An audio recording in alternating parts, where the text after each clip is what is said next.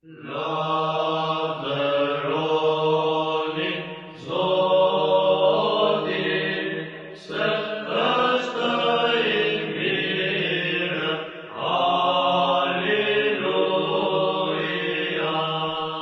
u ngjall.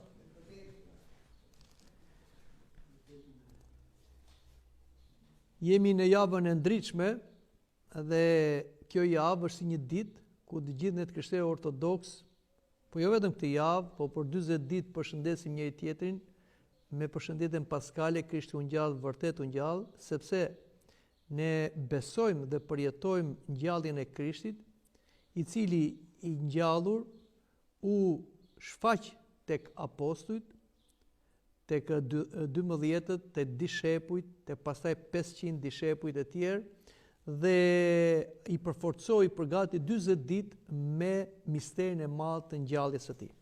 Por nuk do flasim thjesht për ngjalljen e Krishtit, për cilën ne kemi folur, por dhe kemi përjetuar në ditën e Pashkës, do flasim për vdekjen dhe për ngjalljen tonë. Pse? Sepse ngjallja e Krishtit ose Pashka e Zotit nuk është vetëm ngjallja e Krishtit ose Pashka e Zotit, por është ngjallja dhe Pashka jonë. Sepse Krishti nuk u ngjall për veten, ai u ngjall për ne. Dhe ai bëri kalimin nga vdekja te jeta jo për vete, se ai është si Perëndi, është i pavdekshëm, por dhe si njeri i pamëkatshëm, ai nuk mund të vdiste, por bëri vdekje vullnetare. Kështu që çdo gjë që bëri Krishti e bëri për neve. Prandaj thot dhe apostulli Pavli, ngjallja e Krishtit është ngjallja jonë. Nëse ne nuk besojmë në ngjalljen tonë, pra ngjalljen për së vdekur, atëherë edhe Krishti nuk u ngjall për së vdekur, atëherë dhe besimi ynë është i kotë. Kështu që ka një lidhje të fortë mes ngjalljes së Krishtit dhe ngjalljes sonë. Por le të flasim pak për vdekjen që të kuptojmë edhe ngjalljen tonë. Vdekja është e frikshme për ne njerëzit, është e frikshme dhe pa dëshirueshme, sepse vdekja nuk ka ardhur ose krijuar nga Perëndia. Vdekja është, si them, një aksident në racën njerëzore. Në shkrimin e shenjtë na thuhet Perëndia nuk e krijoi vdekjen dhe nuk kënaqet me shkatrimin e të gjallëve, sepse ai krijoi që të gjithë të jetojnë, na thot urtësia e Solomonit. Përsëri, urtësia e Solomonit na thot vdekja erdhi nga zilia dhe ligësia e djallit. Prej çmirës së djallit në botë erdhi vdekja dhe provojnë ata që i përkasin. Vdekja është pasojë e mosbindjes dhe rebelimit ndaj vullnetit hynor të dy njerëzve të parë, të çiftit të parë, sepse Zoti kishte paralajmëruar Adamin dhe nëpërmjet Adamin Evës, ha madje lirisht nga çdo pemë e kopshtit, por mos ha nga pema e të mirës dhe të keqes, sepse me siguri ke për të vdekur nëse do të hash për saj. Vdekja gjithashtu është pasojë e bindjes ndaj mashtrimit të gjarprit. Pra, njeriu nuk ju bind Perëndis, pra nuk qëndroi në porosinë e Zotit, ha nga gjithë pemët, por mos ha nga pemat mirës dhe të keqes, por ju bind djallit, i cili, siç na thot dhe shkrimi i shenjtë, hyri tek gjarpri dhe nëpërmjet gjarprit i tha gruas: ju s'keni për vdekur as pak, por Perëndia e di që ditën që do të hani, sytë tuaj do të hapen dhe do të jeni në gjendje si Perëndia të njihni të mirën dhe të keqen. Dhe gruaja pa që pema ishte e mirë për të ngrënë, ishte e kënaqshme për syt dhe pema ishte dëshirueshme për të bërë zgjuar dikë, ajo mori nga fruti i saj, hëngri ja dha dhe burrit të saj që ishte me të. Dhe hëngri dhe ai. Pas këtij veprimi mëkatar, pra të mos bindjes ndaj Perëndis dhe të bindjes ndaj angjëllit të rënë, atëre erdhi vdekja shpirtërore, pastaj erdhi dhe vdekja trupore. Kështu na thuhet që Adami jetoi 930 vjet, pastaj vdiq dhe u varros. Mbas Adamit, të gjithë njerëzit që vinë nga fara e tij lindin të vdekur shpirtërisht, pra vdekja shpirtërore do thot ku shpirti i shenjtë ndahet nga shpirti i njeriu, dhe vdekja trupore është ku ndahet trupi nga shpirti. Kështu që duke lindur me farën e Adamit, si nga ana fizike, po dhe nga ana shpirtërore, me farën e mëkatit, atëherë të gjithë fëmijët ose të gjithë njerëzit që janë embrion dhe fëmijët dhe pasaj kalojnë atë procesin e kësaj kohe të përkohshme, të gjithë ka lindin në mëkat ose me vdekje shpirtërore. Automatikisht kjo sjell dhe vdekjen trupore. Prandaj thot edhe Shën Davidi, mbret edhe profet, në mëkat më lindin nëna ime. Pra ne lindim për të vdekur. Kjo është arsyeja që në Kishën Ortodokse nuk i jepet rëndësi ditë lindjes, sepse ne festojmë një lindje e cila na çon drejt vdekjes. Dhe në Kishën tonë Ortodokse e rëndësishme është dita e pagëzimit. Por, me që dita e pagëzimit thjesht mund të jetë diçka personale, që ne të marrim pjesë në komunitet, atëre Kisha ka vendosur që dita që ne festojmë gjatë vitit është dita e emrit të shenjtorit. Kur ka një shenjtor emrin, ashtu festojmë dhe ne bashkë me shenjtorin, që të jemi edhe me shenjtorin, edhe me komunitetin. Por kthehemi tek tema jonë. Asnjëri nuk mund t'i shpëtojë thonjve të vdekjes, madje dhe vetë e tërshenjta Virgjëresha Mari, edhe pse ishte e pamëkatshme nga ana personale, ajo me që trashëgoi mëkatin stëgjyshor të Adamit dhe Evës, edhe ajo kaloi nga procesi i vdekjes. Prandaj e tërshenjta Virgjëresha Zonja Shëmari, e frymëzuar nga Shpirti i Shenjtë, thotë: "Shpirti im madhuron Zotin dhe fryma ime u gëzua më Perëndin shpëtimtarin tim." Pra, çdo të thotë, edhe Virgjëresha Mari pranon se vetëm Zoti Perëndia që është i pavdekshëm mund ta shpëtojë shpirtin dhe trupin e saj, që për shkak të mëkatit gjyqësor ajo trashëgonte natyrën e vdekshme. I vetmi nga njerëzit që nuk mund të vdiste nga vdekja, dhe vdekja nuk ishte asnjë pushtet mbi atë, ishte Jesu Krishti, i cili si biri dhe fjale e Perëndis për një njerëz dhe për shpëtimin ton zbriti prej qeve dhe u trupëzua për Shpirtin e Shenjtë dhe Virgjëresë Mari, siç e themi dhe simboli i besimit, i cili ishte pa mëkatin stëgjyshor, sepse Krishti nuk lindi me farën e Adamit, por ai u bë njeri thjesht prej elementeve gjenetik të Virgjëresës Mari. Kështu që Krishti, siç e thash edhe në fillim, pati një vdekje vullnetare. Shikoni çfarë thot Krishti për veten e vet. Prandaj ati më do, sepse unë e le jetën time që ta marr përsëri. Askush nuk mund ma heq, po unë e lë nga vetja. Unë kam pushtet ta lë e pushtet ta marr përsëri. Ky është urdhri që kam marrë nga ati im. E kemi të ungjillit sipas Johanit. Krishti u tregoi apostujve dhe nxënësve se vdekja nuk do të jetë e përjetshme. Madje e quajti jetë një gjumë dhe një ngritje nga gjumi, siç e tregoi edhe për Lazarin, që u tha atyre që Lazari po fle. Ose kur vajti edhe tek vajza 12 vjeçare, vajza e Jairit, Krishti ju tha: "Largoni se vajza nuk ka vdekur, por po fle." Dhe dim që ata e përqeshën. Pastaj kur turma e nxorën jashtë, ai hyri, e zuri përdore vajzën, ajo ngrit, e fama e kësaj u prap në tërë vendin. Pra, Krishti si me ngjatjen e Lazarit, si me vajzën e Jairit, ose me djalin e Vejushës, pra 3 ngjallje të cilën na dokumentohen në ungjit, tregoi se vdekja nuk është e përjetshme siç ishte përpara se të vinte Krishti. Por me ardhen e Krishtit vdekja stopoi.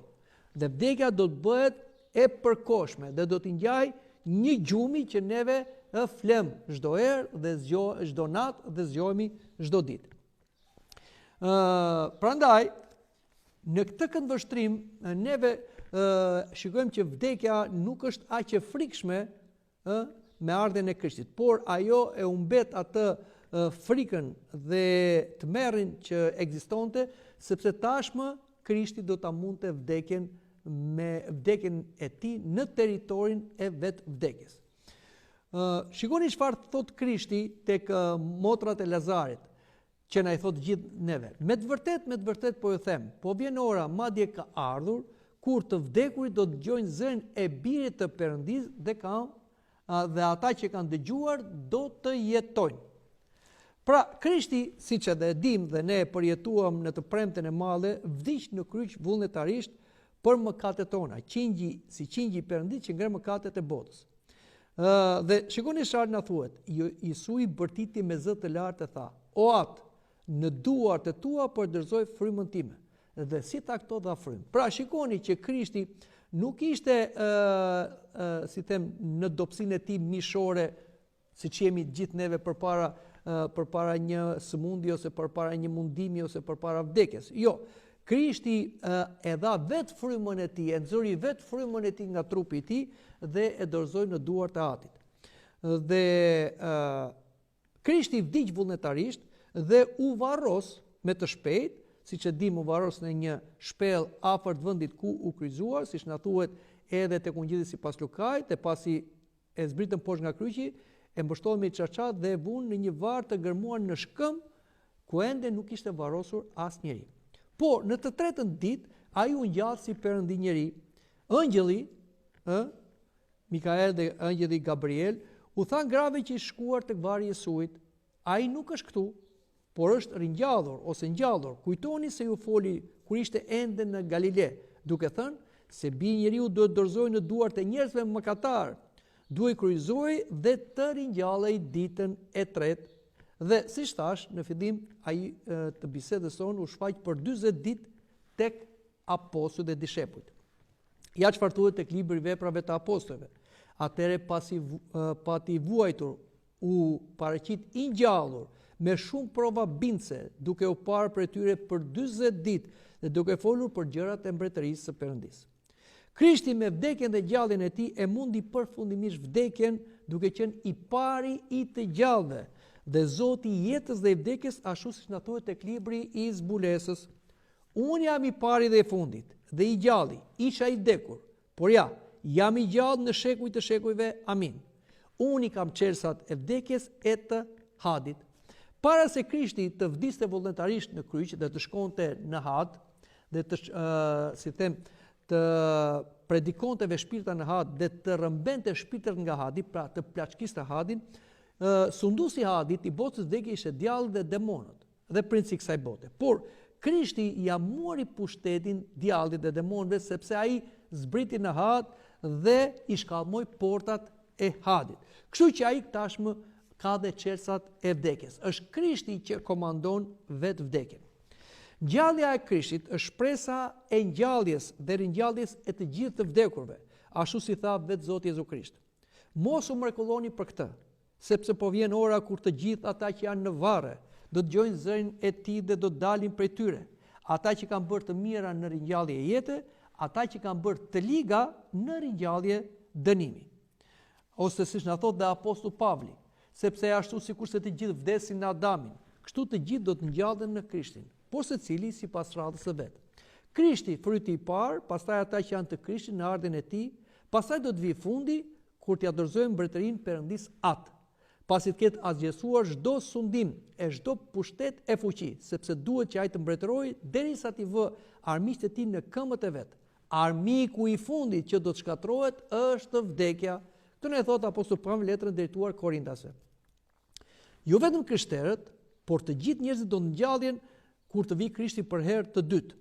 Siç na thuhet edhe tek libri i zbulesës, pastaj pash një front të madh, të bardhë, dhe atë që uli mbi të, nga prania e të cilit iku dheu dhe qielli, dhe nuk u gjend vot për ta. Dhe pash të vdekurit, të mëdhenj e të vegjël, që rinin në këmbë përpara Perëndis, dhe librat u hapën, dhe u hap një tjetër libër, që është libri i jetës, dhe të vdekurit u gjykuan në bazë të gjërave të shkruara në libra, sipas veprave të tyre. Dhe deti i dorëzoi të vdekurit që ishin në të, dhe vdekja dhe hadi dorëzuan të vdekurit që ishin në ta, dhe ata u gjykuan secili sipas veprave të veta. Pra, këtu na thuhet se me ardhen e dytë të Krishtit, të gjithë të vdekurit, pra ata që janë larguar nga kjo jetë, pra kanë mësuar vdekjen, ndarjen e shpirtit nga trupi, dhe trupat e tyre kanë shkuar në dhese, nga dheu janë marrë, kurse shpirtrat kanë vajtur në destinacione ndryshme, nëse kanë pasur një vdekje të krishterë kanë shkuar me Krishtin në botën qiellore, ose nëse kanë vdekur pa besim dhe të papenduar kanë vajtur në botën e nëndheshme.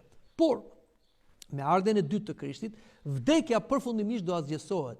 Kështu që shpirtrat e të drejtëve ose të shenjtorëve që do jenë dhe janë në parajsin qiellor do zbresin në trupat e tyre dhe do të ngjallen dhe do paraqiten me trupat lavdëruar përpara Krishtit, por edhe shpirtrat që janë në botën e vdekjes do të dalin nga bota e vdekjes, do shkojnë në trupat e tyre dhe do paraqiten edhe ata përpara Krishtit për të gjykuar, dhe ne do dim që do bëhet gjyqi i madh që do ndahet siç na bariu delet nga dhit para të drejtët dhe mëkatarat. Dhe kështu që do kemi jetë të përjetshme, por jeta e përjetshme për besimtarët në Krishtin do të jetë një gëzim, kurse jeta e përjetshme për mëkatarët, të pabesët, të papenduarit, do të jetë një dënim që quhet dhe vdekja e dytë. Shikoni çfarë thot apostulli Pavli në lidhje me misterin e madh të ngjalljes së trupave. Dhe këtë po ju them o vëllezër, se mishi dhe gjaku nuk mund të trashëgojnë mbretërinë e Perëndisë. As prisha nuk mund të trashëgojë paprishin. Ja unë po ju them një të fshehtë. Të gjithë nuk do të vdesim, por të gjithë do të shndrohemi në një moment sa hap e mbyll syt. Në tingullin e burisë së fundit, sepse do të bjerë buria, të vdekurit do të ringjallen të paprishëm dhe ne do të shndrohemi, sepse ky trup që prishet duhet të vesh mosprishjen dhe ky i vdekshëm të vdesh pavdeksin. Dhe ky trup që prishet kur të vesh mosprishjen dhe ky i vdekshëm kur të vesh pavdeksin, atëherë do të realizohet fjala që është shkruar. Vdekja u përpi në fitore. O vdekje, ku është gjëmbi jot? O ferr, ku është fitoria jote? Këto na e thon apostulli Pavli në letrën e drejtuar Korintasve. Pra, apostulli Pavli e ka sqaruar më tepër fjalën e Krishtit në lidhje me ngjalljen e të vdekurve dhe na ka treguar dy aspekte. Pra, thot apostulli Pavli që jeta do vazhdoj, jeta toksore e njerëzve do vazhdoj deri në ardhen e dytë të Krishtit. Dhe Krishti do vi krejt papritur. Por, çfarë do ndodh pra, siç edhe dëgjuam? Në ardhen e dytë të Krishtit do ndodhi ky fenomen. Ata që do jenë gjallë fizikisht do të transformohen trupat e tyre në një të hapur dhe të mbyllur syri ose në qintat e sekondës, mund të themi, në trupa të pavdekshëm. Kurse ata që kanë vdekur dhe i kanë trupat në varr, siç thash, trupat e tyre do të riformohen përsëri dhe do kenë trupa të pavdekshëm. Kjo do ndodh për të gjithë njerëzit, të gjallë që do jenë mbi tokë, por edhe ata që kanë trupat në dhe. Dhe kështu pra do të realizohet fitoria përfundimtare e Krishtit duke shkatruar armikun e fundit që është vdekja. Por, si thash, me ardhin e dytë të Krishtit, djalli bashkë me demonët, rreshtin demoniak, i cili sundon zonën ajrore, siç thotë dhe apostulli Pavli, që lufta nuk është kundër mishit dhe gjakut kurse, por është kundër frymrave ajror, principatave, pushteteve që janë në zonën ajrore, por që sundojnë dhe zonën nëntoksore. Krishti do japi urdhër kryengjit dhe Mikael dhe gjithë angjëve që të gjithë eusforin bashkë me rreshtin demoniak, me të gjithë fuqirat e rëna angjëllore ose demonët, do t'i çojnë në ferr. Dhe atje do mundohen në shekuj të shekujve. Siç na thuhet tek libri i zbulesës, po ashtu na thuhet pastaj vdekja dhe hadi u flakën në liçenin e zjarrit. Kjo është vdekja e dytë. Dhe nëse ndokush nuk i gjeti shkruar në librin e jetës, u flak në liçenin e zjarrit. Pra, çfarë është libri i jetës? Libri i jetës është libri ku shkruhen emrat e atyre që janë pagzuar. Në momentin që një njeri në kishën tonë ortodokse pagzohet në emër të Atit, Birit dhe Shpirtit Shenjtë dhe miroset, dhe i vihet një emër i ri, përshtatur Zotit, Shërmërisë ose shenjtorëve, atëherë emri i tij shkruhet në librin e jetës. Si shkruhet dikush që lind shkruhet në librin e bashkisë ose kur pagzohet në librin e kishës, por mbi të gjitha shkruhet në librin e jetës. Është në memorien e Zotit, është në librin e Zotit. Dhe mbetet i shkruar ai emër kur personi ka një vdekje të krishterë. Në qoftë se nuk je i pagzuar, nuk e ke emrin në librin e jetës. Dhe kur nuk e ke emrin në librin e jetës, ti automatikisht je i ndarë nga Krishti, se je i papagzuar. Pagzimi është vdekje dhe ngjallje në Krishtin dhe fillimi i një jete të re me shpirtin e shenjtë. Por, edhe në qoftë se je i pagzuar, por nuk ke një vdekje të krishterë, emri të shuhet nga libri i jetës. Prandaj, duhet që emrat tanë të mbeten në librin e jetës. Dhe këto emra mbeten me pagzim dhe me një jetë të krishterë. Dhe ai që gjendet e ka emrin në librin e jetës, ai është qytetar i mbretërisë së Zotit, që do jetë si në qiell edhe në tokë. Kurse të tjerët, fatkeqësisht, do të largohen nga Zoti bashkë me djallin dhe demonët dhe shkojnë në ferr në mundimin e përjetshëm që quhet dhe vdekja e dytë. Dhe çfarë do ndodh me besimtarët në Krishtin? Shikoni çfarë na thuhet tek libri i zbulesës. Ja tabernakulli me njerëzit, dhe ai do të banojë me ta, dhe ata do të jenë populli i tij, dhe vetë Perëndia do të jetë bashkë me ta. Perëndia e tyre, dhe Perëndia do të thojë çdo lot nga sytë e tyre, dhe vdekja nuk do të jetë më as breng, as klithm, as mundim, sepse gjërat e mëparshme shkuan. Dhe ai që rinte mbi fron tha: "Ja, unë i bëj të gjitha gjërat të reja." Dhe më tha: "Shkruaj, sepse këto janë fjalë të vërteta dhe besnike." Edhe më tha: "Unë jam Alfa dhe Omega, fillimi dhe mbarimi. Ai që ka etje unë do t'i jap si dhuratë nga burimi i ujit të jetës. Kush fiton, do të trashëgoj të gjitha gjërat dhe do të jem për të Perëndi dhe ai do të jetë për mua bir. Ndërsa ata pra që do gjenden në mëkat, në pabesi dhe të pabashkuar me Krishtin, do të jenë fatkeqësisht të ndarë përjet nga Krishti." Dhe shikoni çfarë thotë. "Kurse për frikacakët, të pabesët, të neveritshmit dhe vrasësit dhe kurvurusit dhe magjistarët dhe idhujtarët dhe gjithë gënjeshtarët, pjesa e tyre do të jetë në liçenin që digjet me zjarr dhe squfur, kjo është vdekja e dytë." Prandaj, të dashur të krishterë, le të kemi parasysh këto fjalë që dëgjuam, që neve të besojmë në ngjalljen e të vdekurve. Sepse çfarë kuptimi ka për neve, në qoftë se themi jemi të krishterë dhe ne nuk besojmë në ngjalljen e të vdekurve.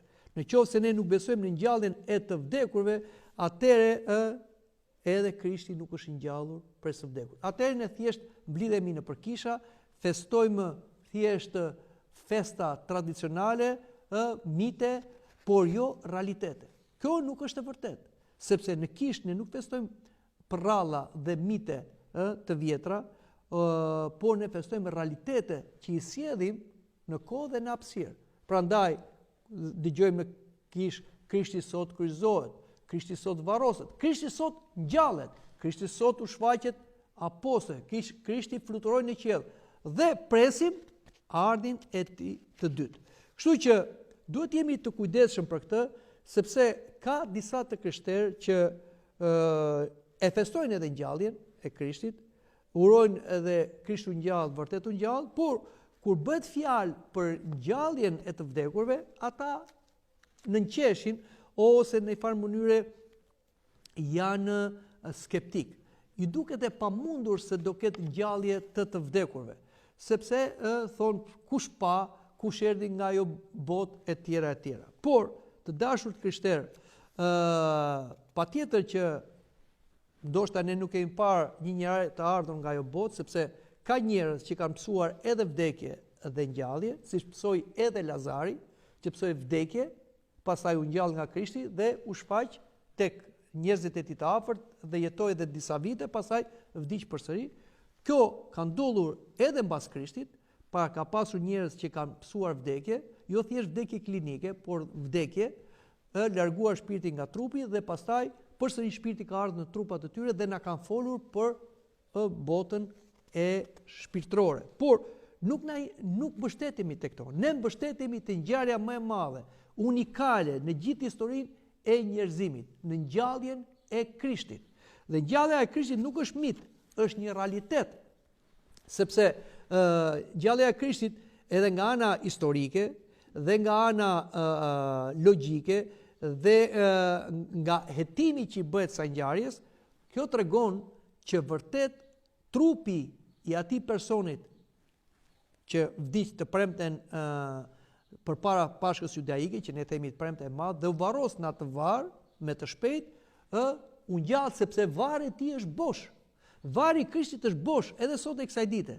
Dhe varri bosh tregon se vërtet ai njeri aty është ngjallur.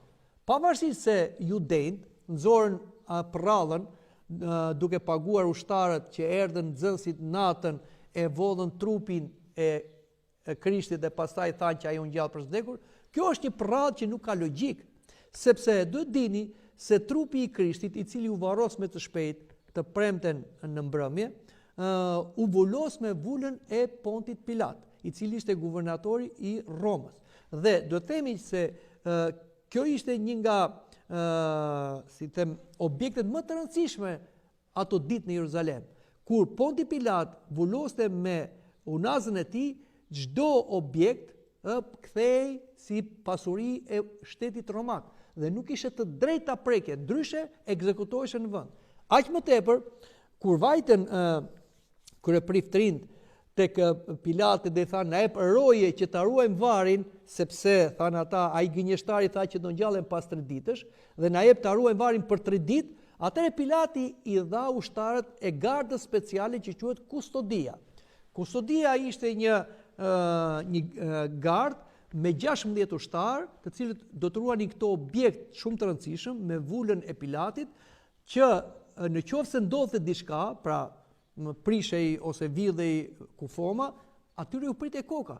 Dhe kjo si them ushtri ose garnizon ushtarësh, që ishte prej 16 ushtarësh, rinte tek vari, rreth varit, me 4 ndresa.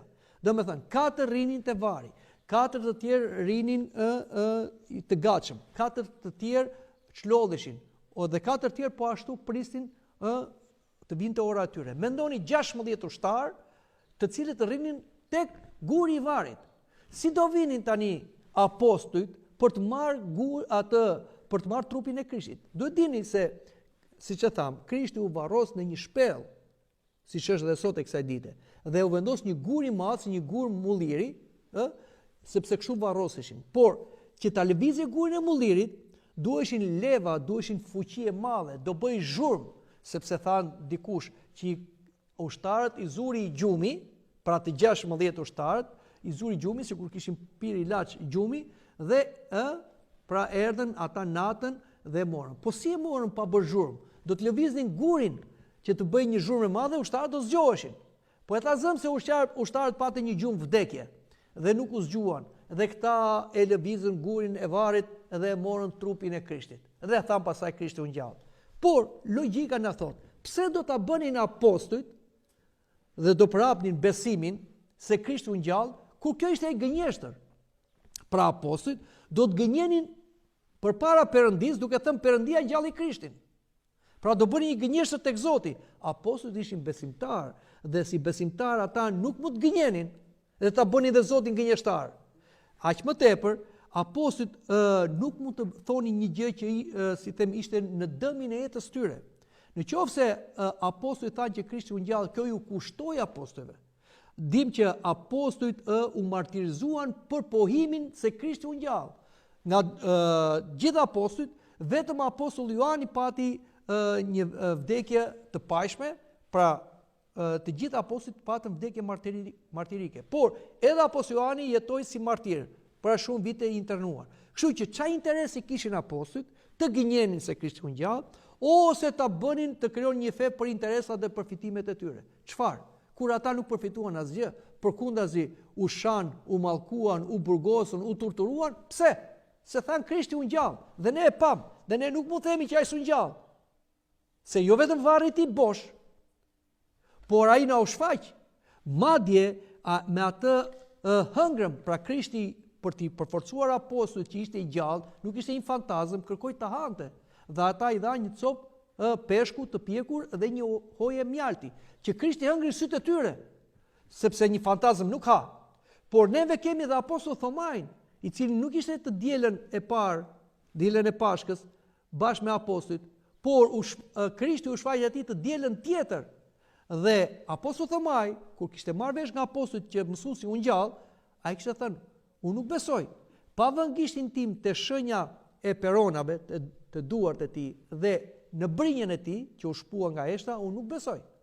Atëherë Krishti i ngjallur u shfaq kur portat ishin të mbyllura, që do thotë që Krishti tashmë kishte një trup të lavdëruar, jo thjesht një trup mishor, siç e mori nga Vigjeresha Mari, por një trup që është i lavdëruar, është shpirtëror, që nuk ka fuqi dhe pengesë materia, por është materie e lavdëruar. Dhe i tha Thomajt, Thoma, eja dhe vëre gishtin tënd në vrimat e gozhdave dhe tek brinja ime.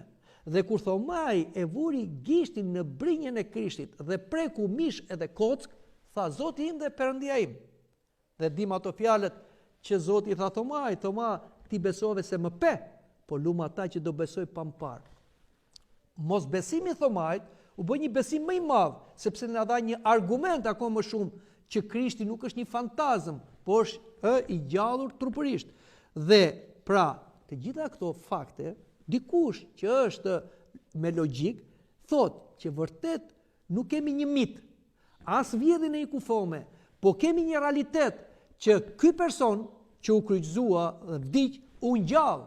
Dhe aq më tepër ne dim që në varrin e Krishtit, çdo vit të shtunën e madhe, si dhe në këtë të shtunë të madhe që kaloi, erdhi drita dhe ndezi qeritë e patriarkut ortodoks, që quhet drita ortodokse, një fenomen hyjnor që Zoti jep vit për vit, jo vetëm krishterëve ortodoks, por t'i dhënë atyre shpërblimin e besimit dhe të mundimit të kreshmimit, por edhe të gjithë tjerëve, heretikëve, ateistëve, gnostikëve, judenëve, që ngjallja e Krishtit është një realitet dhe vetëm të krishterë ortodoks kanë të drejtë ta pohojnë ngjalljen e Krishtit me të gjithë mallështinë e saj, sepse vetëm ne të krishterë ortodoks e besojmë dhe jetojmë ngjalljen e Krishtit me të gjithë plotësinë e saj, se kisha ortodokse është hir plote, nuk ka devijuar as majt as djathtas si kishat heretike ose heterodokse. Prandaj të dashur të krishterë, le të besojmë në ngjalljen e të vdekurve, si themi dhe në simbolin e besimit. Presim ngjalljen e të vdekurve dhe jetën e ardhshme. Amin, sepse ngjallja e Krishtit është ngjallja jonë. Nëse neve, thot Apostulli Pavli, nuk besojmë në ngjalljen e vdekurve, atëherë as Krishti nuk është i gjallë. Dhe nëse Krishti nuk është i gjallë, atëherë gjithë besimi ynë është i kot. Dhe nëse ne besojmë vetëm në këtë jetë dhe nuk besojmë në jetën tjetër, ne jemi njerëzit më të mirë, njerëzit më budallënj. Prandaj le të besojmë në ngjalljen e Krishtit dhe kjo na jep siguri për ngjalljen tonë dhe të jetojmë me frymën e ngjalljes, duke ngjallur në fillim shpirtrat me anë të besimit, pagëzimit, që është vdekja dhe ngjallja në Krishtit, ripërtëritje të pagëzimit me anë të pendim rrëfimit, duke marrë jetën e Krishtit me anë të kungimit, duke zbatuar porositë e Krishtit, duke jetuar si Krishti, të gjallë, me një jetë të re, dhe duke pasur një vdekje të krishterë, dhe kjo vdekje nuk është për ne asgjësim, por është porta që na çon në takim me Zotin e ngjallur, për të filluar jetën e përjetshme dhe të lumtur të shpirtit, dhe pastaj duke pritur ardhin e dytë të Krishtit, për të marrë edhe trupat dhe për të qenë shpirt edhe trup me mbushur nga Shpirti i Shenjtë, shpirt edhe trup të lavdëruar për të filluar jetën e përjetshme në mbretërinë e Zotit, që është siç është në qiell, do jetë edhe në tokë. Prandaj kjo është shpresa jonë, për këtë ja vlen të besojmë, për këtë ja vlen të bëjmë sakrifica, edhe sakrificën sublime, dhe kjo do thotë të jesh i krishterë ortodoks, se ti beson jo thjesht në ngjalljen e Krishtit, po beson dhe në ngjalljen e vdekurve dhe jeton si një qenie e gjallë. Amin.